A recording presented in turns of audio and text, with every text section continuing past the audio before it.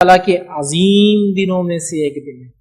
یوم عاشورہ اللہ تعالیٰ کے عظیم دنوں میں سے ایک دن ہے، عظمت والا دن ہے، عظمت والا دن ہے۔ ٹھیک ٹھیک ہے، جیسے کہ اللہ تعالیٰ نے ارشاد فرمایا سورہ ابراہیم کی آیت نمبر 5 میں اللہ نے فرمایا وَذَكِّرْهُمْ بِأَيَّامِ اللَّهِ، اللہ نے فرمایا کہا اور انہیں اللہ کے احسانات یاد دلا دو، اور ان کو اللہ کے احسانات یاد دلا دو، اللہ کے احسانات یاد دلا دو۔ ٹھیک، اور ایسا کب ہوا؟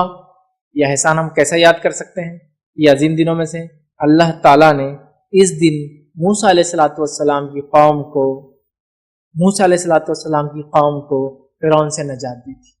تو 10 جو محرم ہے، جو یہود و نصارہ بھی اس دن روزہ رکھتے تھے، جن کی مخالفت میں اللہ کے رسول صلی اللہ علیہ وسلم نے روزہ رکھا، وہ کیوں رکھتے تھے؟ کیونکہ اس دن اللہ تعالیٰ نے بنی اسرائیل کو، ہم سے پہلے مسلمانوں کو، ہم سے پہلے انبیاء کو ماننے والوں میں سے ایک نبی کو، برگزیدہ اولوالعزم نبی کو ماننے والے ایک قوم جو موسیٰ علیہ السلام کی قوم تھی، ان کو اللہ نے آزادی دی تھی۔ وہ ہم سے پہلے ایمان لانے والوں کو آزادی دی تھی، اور اس فرعون کو اور اس کے لشکر کو ہلاک کیا تھا۔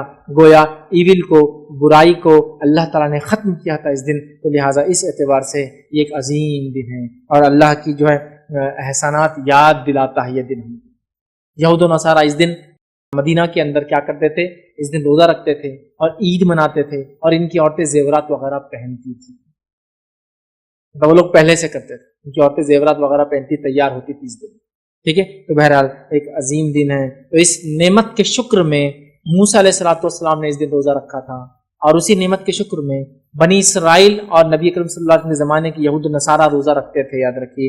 اور اسی نعمت کے شکر میں جو موسیٰ علیہ السلام نے ادا کیا تھا 10 کو، ایک عظیم دن تھا، جو کہ نبی اکرم صلی اللہ علیہ وسلم نے روزہ رکھا تو وہ سنت ہو گیا، اور اصحاب کو کہا روزہ رکھو، تو لہٰذا ہمارے لیے مستحب ہوگا کہ ہم بھی اس دن روزہ رکھیں۔ گویا ہم بھی پچھلے لوگوں کی خوشی میں شامل ہو رہے ہیں۔